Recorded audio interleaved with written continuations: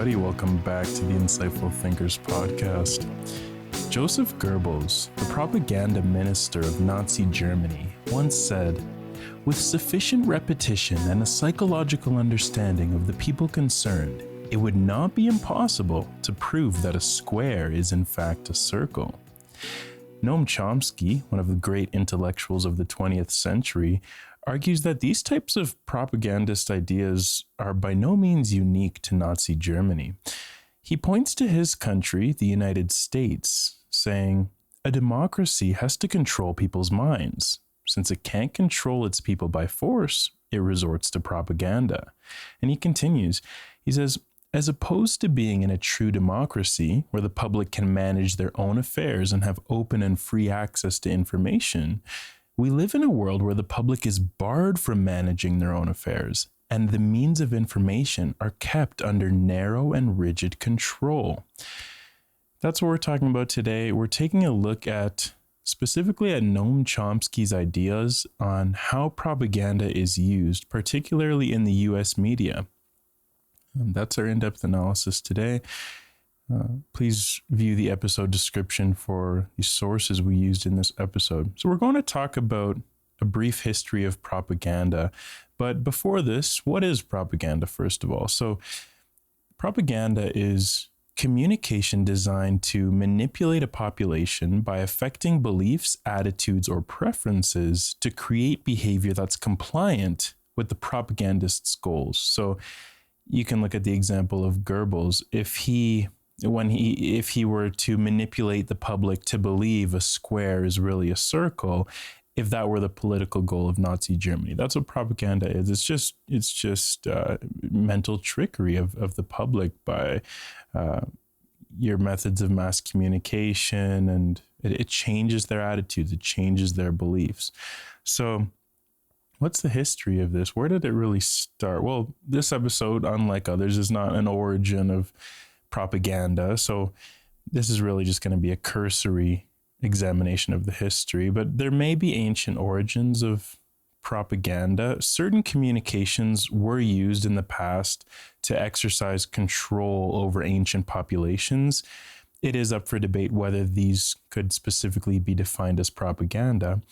In the 17th century, the Catholic Congregation for the Propagation of the Faith also seemed to have used some forms of propaganda, but the first modern government propaganda operation was under the Woodrow Wilson administration in the middle of World War I.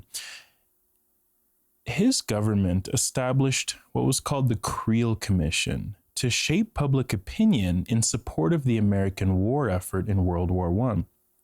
Within 6 months, the Creel Commission turned a pacifist population into something of a hysterical warmongering population which wanted to destroy everything German, go to war, and save the world. The creators of the Creel Commission were very impressed with how quickly they were able to turn an initially pacifist US population into one full of raving anti-German fanatics. They were very successful in their propaganda, the Creel Commission. They were also the first to apply scientific advances in technology and psychology to engage in the engineering of consent. So this is it's propaganda. It's you're engineering and tweaking their minds so that you can get consent from them. This is what the Creel Commission did so well. And just like the US had the Creel Commission, Britain had its own similar thing called the Ministry of Information. For those who have read 1984, this is very 1984-like or Orwellian, this term, but it was a real thing, this Ministry of Information. And their purpose was, in their own words, to control the thought of the world, and in particular to control the thought of liberal American intellectuals. They were really the key for the Ministry of Information. But why liberal American intellectuals? Well, Britain had to somehow get the United States into the war, or else it wasn't going to win. So that meant it had to appeal to the educated sectors of the US and get them on their side. And get them on their side they did. They were very successful in this. So this was kind of how propaganda started to be used. It started to be used in these wars and in modern history, at least. But now let's dig deeper into the tactics that are used in propaganda to really understand how it works. Before we get into what Chomsky thinks about propaganda. So the two major tactics of propaganda are distraction and disorientation. In distraction, we can point straight to an example to describe distraction best. So there's something called the 50-cent army in China. This is a real thing. The Chinese government pays tens or hundreds of thousands. We don't really know the number because all the things they keep in secret, but they pay all these thousands of people to post online to sway and alter discussion. So what they're doing, this is the distraction technique. They distract the population from the reality rather than actively persuading or manipulating them. They're just totally distracting them from what's real by all these plans to engage in online discussion. By distracting the public attention, you prevent any type of productive discussion or collective organizing that could create real change or any type of an uprising. You're just distracting them from what really matters. Recent estimates claim that the Chinese government fabricates 488 million social media posts per year. That was a 2017 study. So this tactic is no joke, and it is employed by China, at least. I'm not sure of any others, but this is the first major tactic of propaganda, or how a tactic used in propaganda. The second one is disorientation, the two Ds. So here in disorientation, the purpose is not to convince the audience of any particular truth, but instead to make it impossible for people in the society to even tell fact from fiction in the first place. They're not pointing them in the wrong direction and trying to distract them. They're just totally putting up a smokescreen, making it impossible for the general population to understand what's even going on. A really illuminating quote to show how disorientation works is from Peter Pomerantsev's "Nothing is True and Everything is Possible." Here he's talking about the Russian tactics of propaganda and specifically disorientation. He says this: "In today's Russia, the idea of truth is irrelevant.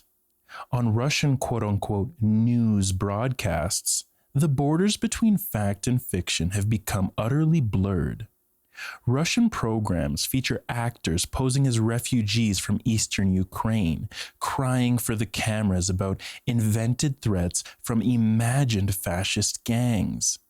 The notion of journalism, in the sense of reporting facts or truth, has been wiped out. When the media spat out outlandish stories about the downing of Malaysia Airlines Flight 17 over eastern Ukraine in July, reports characterized the crash as everything from an assault by Ukrainian fighter jets following U.S. instructions to an attempted NATO attack on Putin's private jet. They were not trying to convince viewers of any one version of events, but rather to leave them confused, paranoid, and passive." That is the best possible quote to show the tactic of disorientation in propaganda. So this is kind of what propaganda is. What are the tactics used in propaganda? Now let's get into what Chomsky thinks about propaganda, specifically in the US media. And this all comes from his short but great book, Media Control, one of the sources for this episode. So this is his talk about the US public relations industry. The US pioneered the public relations industry to control the public mind. The leaders of the new at the time public relations industry said it using those exact terms, to control the public mind. That's why they created the public relations industry. They built on their early successes in stirring up fear with the Creel Commission in World War I. So this is where the origins of the public relations industry, where it was in this propaganda commission pretty much from World War I. In 1937, the steel strike took place in Pennsylvania. The government immediately sought to find ways to turn the public against the strikers by presenting them as disruptive and harmful to the public and against the common interest. The message that was presented by the public relations industry was this: there are those bad strikers out there who are disruptive and causing trouble and breaking harmony and violating Americanism. We've got to stop them so we can all live together. The corporate executive and the guy who cleans the floors all have the same interests. We can all work together and work for Americanism and harmony, liking each other. So this is what they did to try to shut down these strikes. And they tried to just paint these strikers as just bad people who were anti-American. This type of messaging by the public relations industry actually worked very well. And this specific strategy was so successful that it got its own name, the Mohawk Valley formula. Since then, this same formula has been applied over and over to break strikes. So this is what they're doing. Indeed, the public relations industry and the people within it work very hard to instill the right values, right for the podcast listeners, as I say in air quotes, because these are the values that they want you to have. And again, this is all from Chomsky. These are not my own ideas, just as a disclaimer. But Chomsky says that they attempt to drill the message into the heads of Americans that the only value in life is to have more commodities or to live like the rich middle-class family on TV and to have nice values like harmony and Americanism. They want you to believe that that's all there is in life. You may think to yourself that there has to be something more, but since you're watching the TV alone, you assume that you're the one who must be crazy. The US government also thinks it's necessary, along with their propaganda tactics and public relations, according to Chomsky, they also think it's necessary to whip up the population in support of foreign adventures.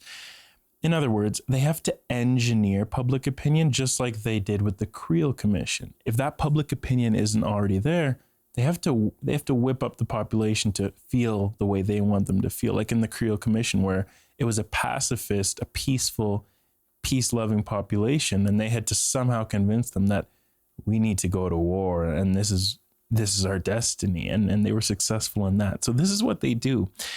They have to engineer public opinion because, as I mentioned, the population is usually pacifist. The public often sees no reason to get involved in foreign adventures, killing, and torture. So you have to whip them up, according to Chomsky. Not according to Chomsky, but this is what the US government believes, according to Chomsky. And to whip them up, you must frighten them. And that's what the government does. They use fear-mongering tactics. They create fear in the population, and that makes the population feel like, oh, we got to go to war to protect ourselves from the terrorist threat, even though the threat is often very, it causes so few deaths a year in the United States. The threat is minimal, but it's blown up, and this fear-mongering takes place. We're going to kind of build on that point about how they kind of parade their enemies, according to Chomsky. But before that, let's talk about how Chomsky thinks that the US government believes that it's necessary to completely falsify history as well. The government makes it look as if when we attack and destroy somebody, we're really just protecting and defending ourselves against major aggressors. If we're bombing South Vietnam, like in the Vietnam War, that's because we're defending South Vietnam against somebody, because no one else was there to do it. So we must take it upon ourselves as a country. The Kennedy intellectuals, Chomsky says, called this defense against internal aggression. So we have to defend for them because they have aggression happening internally over there. So we have to go and intervene and wage war. It is necessary to overcome any misgivings the public has about the use of military force.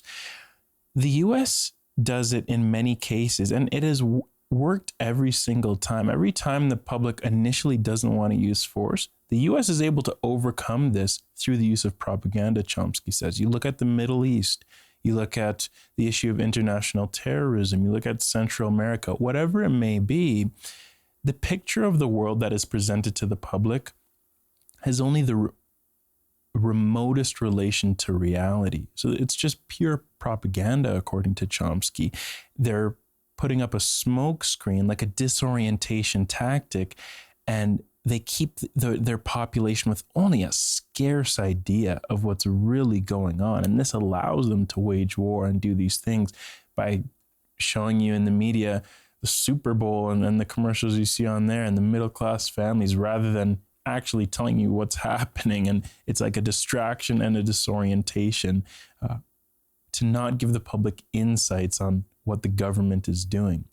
Finally, Chomsky argues that the US media parades its enemies. This is what I alluded to. So, in other words, they blow threats out of proportion to give an excuse to accomplish other political endeavors.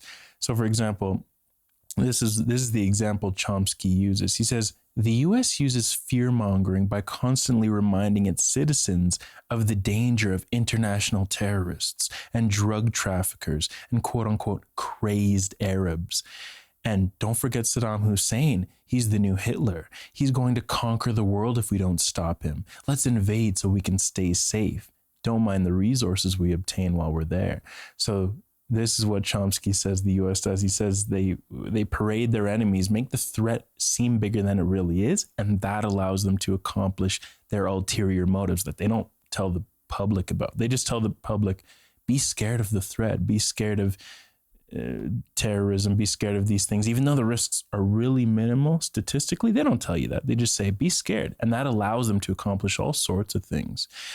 The propaganda model that Chomsky created really sums up a lot of his ideas on propaganda in the US media. So I think it's a good way to close out this episode.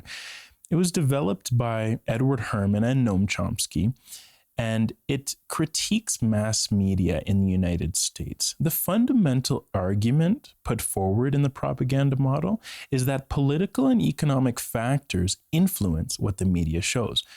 So the media is not just some independent entity that operates on its own, and it's something that it's okay if you're naive to it. There's no issue there. No, according to the propaganda model, there are ulterior motives behind a lot of what is fed to us in the media. The propaganda model challenges commonly held notions that media is liberal and dedicated to the public interest. Instead, Chomsky says that the media is predisposed to serve propaganda functions within societies like the United States, capitalist, liberal, democratic societies. So this is what Chomsky thinks about propaganda in the US media. Very specific one today for an in-depth analysis, but I really wanted to center on one of the leading anti-establishment figures and what he thinks specifically about propaganda in the US media. There's no better way to conclude our discussion than with this quote from him. He said these words in response to Goebbels bragging about the ease at which propaganda can make the public believe whatever you want them to, like making them believe a square is really a circle. Chomsky says this. He says, it's worth remembering where Goebbels got that idea. Goebbels got that idea, as did Hitler, from the practice of the democracies. Hitler was very impressed by the successes of the US propaganda during World War I and felt that it partly explained why Germany lost the war. Germany could not compete with the extensive propaganda efforts of the democracies. Thank you for listening to this episode, everybody. If you liked it, the best thing you can do is to share it with someone who you think would like it too. This has been the Insightful Thinkers Podcast, in-depth analysis, diverse set of topics. We'll see you next week.